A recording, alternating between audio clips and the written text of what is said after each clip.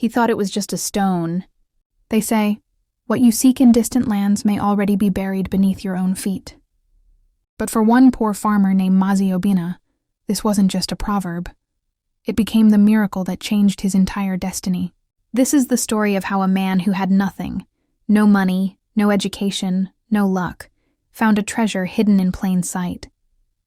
A treasure he had stepped on, kicked aside, and even cursed at for years, all because he thought it was just a stone. In the small village of Umueze, surrounded by rolling hills and dusty farmlands, lived a poor farmer named Obinna.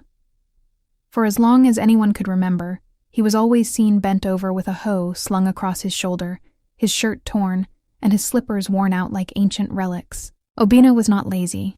In fact, he worked harder than most men in the village. But no matter how much he struggled, life refused to smile at him. His farm produced barely enough food, his small mud house leaked when it rained, and debts followed him like shadow.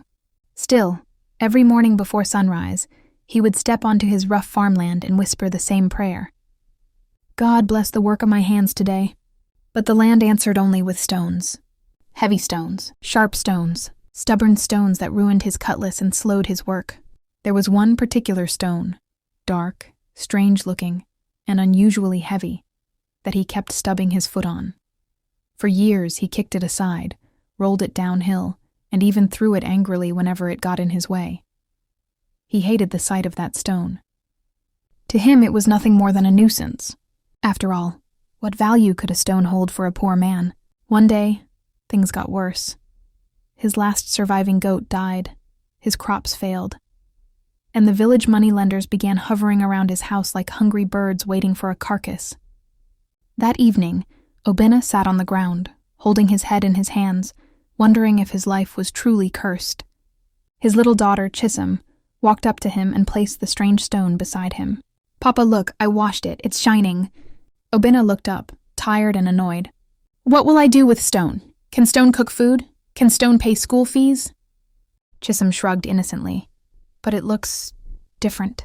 Obinna didn't care. He pushed it aside and went to bed hungry. The next morning, Obinna took the stone to use as a weight for trapping stubborn chickens. But as the sun hit the surface, the stone sparkled with a brightness he had never noticed. It glowed. Confused, he carried it to the village metalworker, old Papa Nduka, a man known for identifying minerals the way palm wine tappers recognize ripe trees.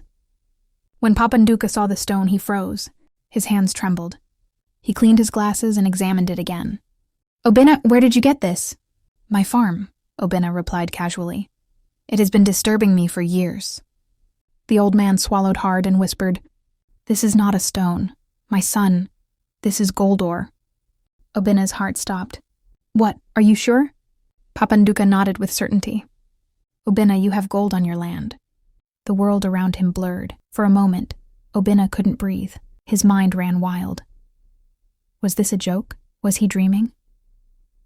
Could fortune really come to a man who had suffered so long? Papa Nduka continued. "You must be careful. Do not tell anybody yet. Go to the state ministry and have them inspect the land." Obinna walked home in a daze. The same useless stone he had cursed for years was the very thing that held the key to everything he prayed for. The next week, government inspectors arrived at his village. With their equipment and machines, they scanned the land while the villagers gathered, wondering what was happening. Hours later, the chief geologist approached Obinna with a smile that carried the weight of destiny. "Congratulations.